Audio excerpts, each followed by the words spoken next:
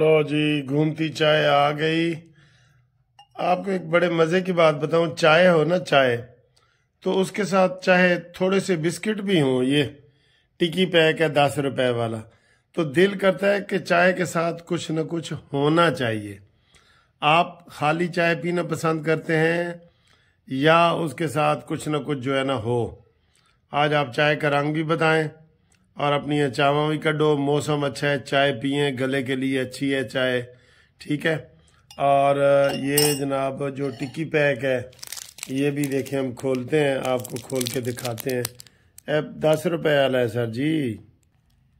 ये जी हमने खोल दिया है, ये देखें टिक्की पैक जनाब खुल गया है। और ये मेरा दिल करता है कि चाय के साथ कुछ न कुछ ज़रूर होना चाहिए। ये जी इसमें छोटे छोटे ये निकले हैं, कितने जी, 6 बिस्किट निकले हैं, 3 तुहाडे ते 3 मेरे, ठीक है। 6 बिस्किट निकले ने, ए हुण रज के खाओ ते ए तुहानू मज़ा आएगा बड़ा। ए बिस्किट ए बड़ा टेस्टी बिस्किट है, टाइगर वाला, ठीक है। ए लो, ठीक है जी। तो आ गए हैं जी, मज़े की खबर आपको बताते हैं जिससे पीटीआई की मज़ीद नींदें हराम होंगी। अच्छा जी, घूमती चाय देख ली, टाइगर के बिस्किट भी खा लिए। आप जनाब आए जिस खबर के से इमरान खान के फिर कान खड़े हो गए और पीटीआई के वो क्या है, इलेक्शन कमीशन ऑफ पाकिस्तान ने इलेक्शन करवाने के लिए फौज की इमदाद मांग ली है। हाय हाय हाय, ये बड़ी खबर है सर जी, बड़ी खबर है। और ये खबर इमरान मानी मेंटल के दिल पे छुरियां की तरह चली होगी, क्योंकि वो तो फौज के खिलाफ सारी कार्रवाई करना चाह रहे, और इलेक्शन कमीशन ने इलेक्शन फौज की निगरानी में कराने का इंदिया दे दिया है। और उन्होंने ये मुतालबा किया है कि जनाब हमें ये सिक्योरिटी दी जाए।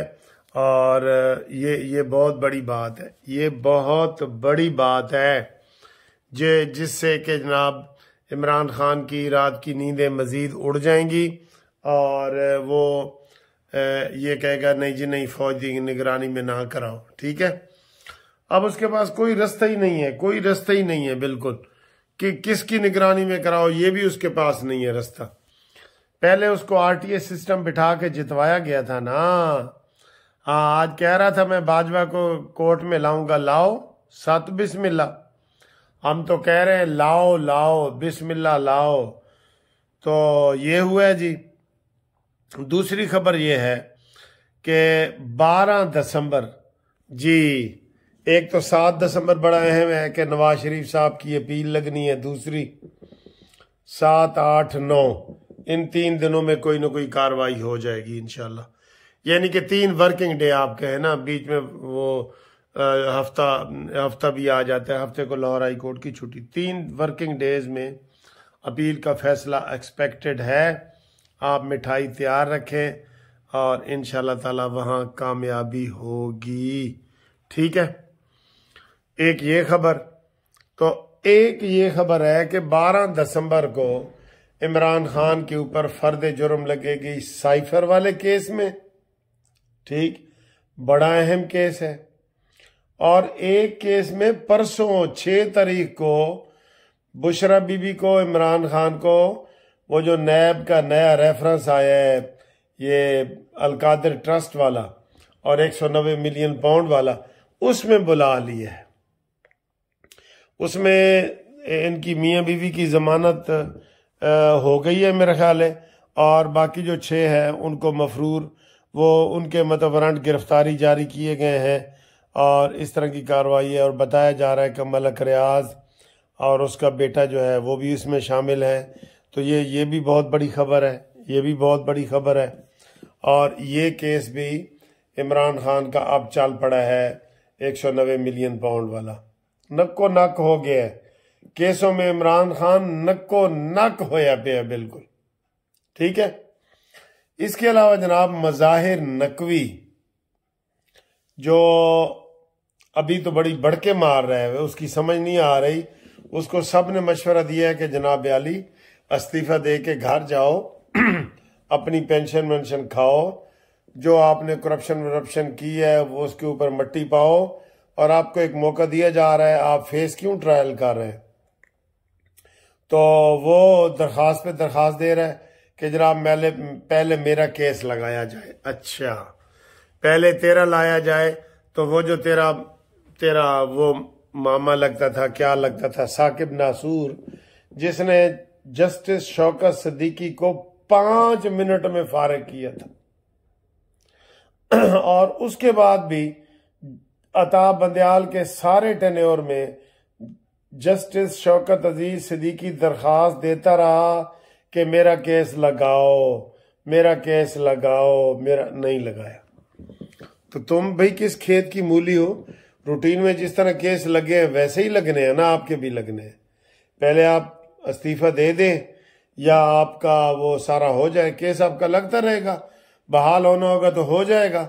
जैसे आप कहते थे नवाज शरीफ को और सबको कि जनाब पहले इस्तीफा दो, फिर केस करते रहो, बहाल हो गए तो हो जाना, ये कहते थे ना।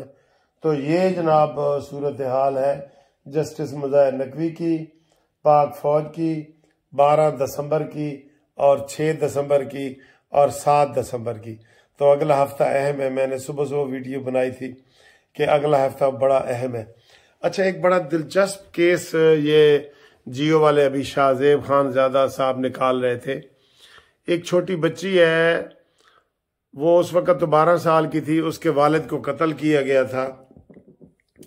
उसने अजीब ही तरीके से अपने वालिद का कातिल ढूंढ लिया है, और मैं थोड़ी सी आपको उसकी ये गुफ्तगू भी सुनाता हूँ, इससे भी अंदाजा लगाएं। लेकिन वो बच्ची ने कोई फाइलें उसके पास आई तो उसमें से उस बंदे का नाम तकी हैदर शाह का नाम निकाला, और वो उधर 2 दफा कहती है जी मैंने उसको गिरफ्तार करवाया है, लेकिन UAE की जो अबू ज़ेबी हुकूमत है वो मेरे साथ ताउन नहीं कर रही, पाकिस्तानी भी ताउन नहीं कर रहे। वो बड़ी दास्तान सुना रही है। साजी ये दास्तान आप खुद थोड़ी सी सुने, ये सुने और ये भी देखें कैसा कुदरत कैसा इंतकाम लेती है। वो कहते हैं इश्क और मुश्क छुपाए नहीं छुपता, यानी मर्डर विल बी आउट। जो कत्ल होता है ना वो काफी दिनों के बाद भी लाजमी निकलता है। इश्क और मुश्क छुपाए नहीं छुपता, इसकी अंग्रेजी है मर्डर विल बी आउट। ठीक है। और ये देखें, ये बच्ची देखें जो माहम बच्ची है, इसको देखें जरा। ये एक बड़ा दिलचस्प केस ये निकाला है जी। 15 साल बाद एक बंदे के कत्ल का जो मुल्ज़िम है वो शनाख्त हुई है, और एक उसकी बेटी ने की है जो उस वक्त 12 साल की थी, और अब उसने वो निकाली है। मैं थोड़ी सी उसकी गुफ्तगू सुनाता हूँ, फिर आपसे बात भी करते हैं। दिलचस्प है। जो केस देख रहे हैं, जो जज यहाँ पे UAE में केस देख रहे हैं, मैं उनसे पर्सनली मिलके आ चुकी हूँ। उनके मुताबिक कत्ल के 12 साल बाद बेटी ने अपने वालिद के कातिल का सुराग लगा लिया, इंटीरियर मिनिस्ट्री से मैंने मगर रियासत अब तक मुल्ज़िम को पाकिस्तान लाने में नाकाम। पेपर्स तैयार किए हैं, बिकॉज ये कोर्ट में मामला चल रहा था। उनसे हमने रिक्वेस्ट की थी कि हमसे भी एक PDF शेयर कर दिया जाए ताकि मैं जाके पर्सनली दिखा के आ जाऊं।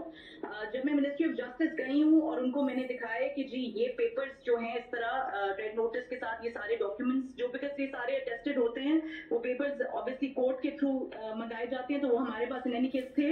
हमको ये मुल्ज़िम है ये, तो उनको जब मैंने दिखाया गया किस तरह सैयद तकी हैदर शाह आपके पास पहुंची है, तो उन्होंने बोला है मुझे वाज़े तौर पे कि हमें इस तरह नहीं दिखाई गई। उन्होंने बार-बार एक ही चीज, मुत्तहिदा अरब अमारात की मिनिस्ट्री ऑफ जस्टिस जब आप गई कि ये फाइल है, तो उन्होंने कहा कि ये फाइल और ये दस्तावेजात हमें इस तरीके से नहीं पहुंची है पाकिस्तान की तरफ से, हमारे पास नहीं पहुंची। मीनिंग कि ऑब्वियसली उनको भी एक कम्युनिकेशन एक पाकिस्तान के एम्बेसी के थ्रू ही होती है। ये उनको पता है मैं दुबई की रिहायशी हूँ, उनको पता है मैं अंडर थ्रेट हूँ। Everybody in UAE knows this is a very active case. मैं पुलिस स्टेशन के मेरा यहाँ पे मैंने 2 दफा उसको कातिल को गिरफ्तार करवाया है, एक दुबई से करवाया है, एक शारजा से करवाया है। वो 2 दफा गिरफ्तार हुआ है, 2 दफा उसको बेल मिली है। UAE ये पाकिस्तान एम्बेसी जो UAE में बैठी है, इनकी लापरवाही की वजह से। पाकिस्तान एम्बेसी का देना नहीं था। उसके अरेस्ट में भी जब रेड नोटिस इशू हुआ है, वो रेड नोटिस इंटीरियर के थ्रू मुझे नोटिफाई हुआ है कि रेड नोटिस इशू हो गया। फिर मैं जाके यहाँ पे मैंने इनके इंटरपोल के हेड ऑफिस के पास में गई हूँ, तब जाके उसी दिन सेम डे वो अरेस्ट उन्होंने मेरी वजह से करवाया है। पाकिस्तान एम्बेसी का कोई लेना देना नहीं था। फिर जब पेपर्स की बात आई, इन्होंने बल्कि मेरे पास मैसेजेस इनके पड़े हुए हैं कि इनको मैंने एक सवाल पूछा था कि इंटरनेशनल अरेस्ट वारंट ये किसको कह रहे हैं, बिकॉज ये उसी बात पे फाइल्स वापस कर रहे थे। इनका ना मिनिस्ट्री ऑफ इंटीरियर को क्लैरिटी गई है उस चीज के ऊपर, ना हमें गई है, और एंड पे वो international arrest warrant was actually the red notice what they wanted.